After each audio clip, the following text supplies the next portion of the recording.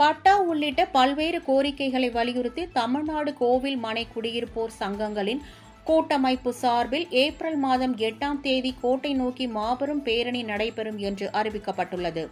காஞ்சிபுரம் பிள்ளையார்பாளையம் பகுதியில் உள்ள ஒரு தனியார் திருமண மண்டபத்தில் தமிழ்நாடு கோவில்மனை குடியிருப்போர் சங்கங்களின் கூட்டமைப்பு சார்பில் ஆலோசனை கூட்டம் நடைபெற்றது.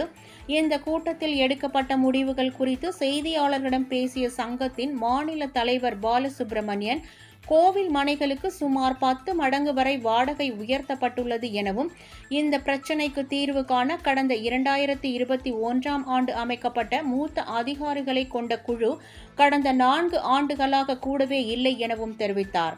மேலும் நீண்ட காலமாக குடியிருப்போருக்கு பட்டா வழங்க வேண்டும் என்பன உள்ளிட்ட கோரிக்கைகள் கிடப்பில் போடப்பட்டுள்ளதாக அவர் தெரிவித்தார்.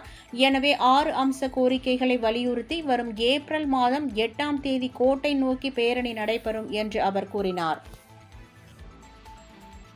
இந்த ஏழை எளிய மக்களுக்கான திராவிட மாடல் அரசு கலைஞர் நூற்றாண்டு விழாவிலே கலைஞருக்கு செய்யும் உண்மையான அஞ்சலி என்னவென்றால், கலைஞர் போட்ட 2007, 2010 போட்ட அரசாணைகளை மறுபடியும் நிறைவேற்றுவதுதான் அவருக்கு செலுத்தும் உண்மையான அஞ்சலி என்று நாங்கள் அனைவரும் கருதுகிறோம்.